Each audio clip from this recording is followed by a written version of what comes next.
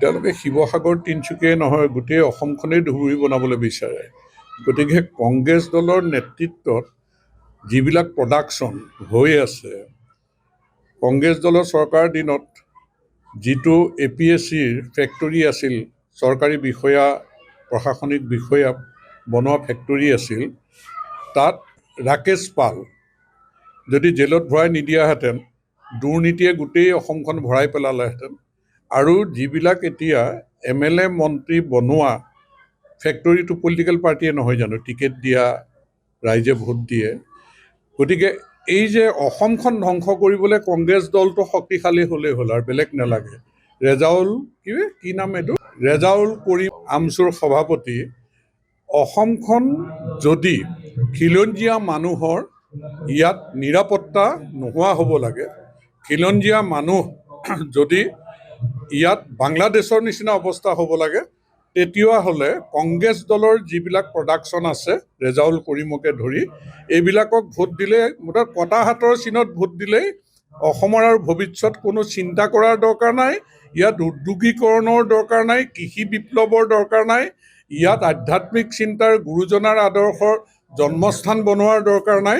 এইখন বাংলাদেশ বনাবলৈ হ'লে এই কটা হাতত ভোট দিয়া ৰেজাউল কৰিমহঁতৰ নিচিনা যোনে তিনিচুকীয়া ধুবুৰী বনাব, শিৱসাগৰ ধুবুৰী বনাব। গতিকে আৰু বেলেগ কি আছে? কংগ্ৰেছ দলৰ যিজন বহি আছে গৌৰৱ গগৈ, তেওঁ এই কথাটোত বাধা দিব নোৱাৰিলেহেঁতেন নেকি? মোৰ বিশ্বাস তৰুণ গগৈ যদি আজি থাকিলেহেঁতেন এই কথাবিলাক বন্ধ কৰিলেহেঁতেন। তেওঁ হুইজ বদৰুদ্দিন বুলি যে তৰুণ গগৈ কৈছিল, সাহস আছিল। এই যে বাংলাদেশীৰ ভোটৰে ভোট মানে শাসনত নবহোঁ এই কথা কোৱাৰ সাহস আছিল। আজি কাৰ কথা কৈছে গৌৰৱ গগৈয়ে? হিমন্ত বিশ্ব শৰ্মা কাৰ সন্তান? বাংলাদেশীৰ সন্তান নেকি হিমন্ত বিশ্ব শৰ্মা? আজি যেনেকৈ তৰুণ গগৈয়ে সাহসেৰে কৈ দিলে বদৰুদ্দিন আজি হুইজ বদৰুদ্দিন, আজি কওক না হুইজ এইটো কি নাম, ৰেজাউল কৰিম, কওক সাহস আছে যদি কওকচোন আজিৰ দিনটোত হুইজ বদৰুদ্দিন কওক।